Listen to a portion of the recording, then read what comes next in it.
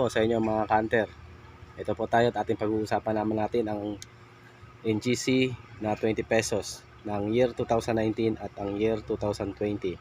Atin pong alamin ang kanilang mga variant at kung sino po ngayon ang mga rare na may collector value nga po sa panahon natin ngayon.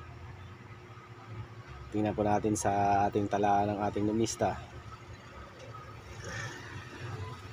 Makita natin dito mga kanter ating talaan ng numista. Ito po ang year 2019. Ang isang variant niya po ay mayroong vintage na 0.24%. At itong isa naman, isang variant niya ay Edge 2 2019 na may 4% na lang po.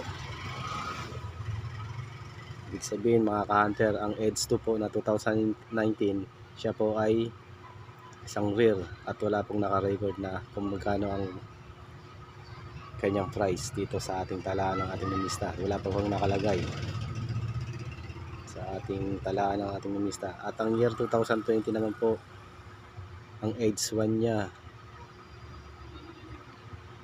dito po ang isa niyang variant na Edge 1 sa talaan ng numista, 0.16%. Yung dalawa pong nakalagay na Edge 1, siguro po nagbago na ngayon ang ikot ng sirkulasyon ng Edge 1 natin na year 2020, kaya ito po siguro yung bagong ano natin, mga ka-hunter na nilagay ng ating numista na 4% na lang din po, katulad ng Edge 2 ng 2019. Ang high mid-mart po na Edge 2 po ay 9.9% na lang po din siya. Medyo mahirap-hirap na rin po siyang hanapin. Ito po ang low mid-mart ay mayroong 0.12% sa ating numista, mga ka-hunter. Ang Edge 3 naman po ay 0.61%. Ibig sabihin mas marami po ang Edge 3 at kukunti na lang din po ang high mid-mart na Edge 2. Ayan po siguro. Ayan po ang mga may collector value natin, mga ka-hunter. Edge 2 na high mid-mart at ang Edge 2 na 2019. Ayan po ay pinakamahirap natin pong hanapin sa ating sirkulasyon. Bibihira na po yan makita mga ka-hunter.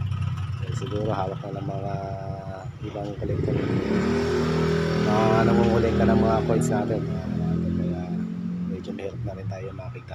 Ito nga po pala, ipapakita ko sa inyo ang ating 2019 na H1. Ito po ay zoom lang po natin mga ka-hunter. Malabo po ang ating camera at luma na talaga ang ating cellphone mga ka-hunter. Hindi tayo nakakapalit. Ayan. Bigla mga ka-hunter para makita natin na maayos yung ating year. Mahirap i-set up. Malabo ang ating camera. Ayan, makita nyo na siguro mga ka-hunter, Ayan. Ito po ang sarili natin makikita.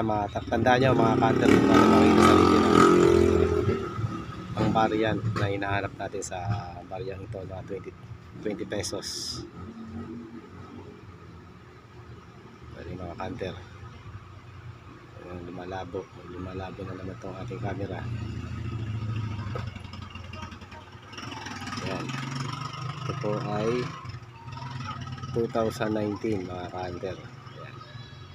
2019. Ito po yung ayan po ang Edge 2. Edge 1 mga ka-hunter. Ayan po ang Edge 1, yung maliit na letra. At ito naman po ang Edge 2 na 2019. Yan mga ka-hunter, 2019. Dalawa po siyang variant.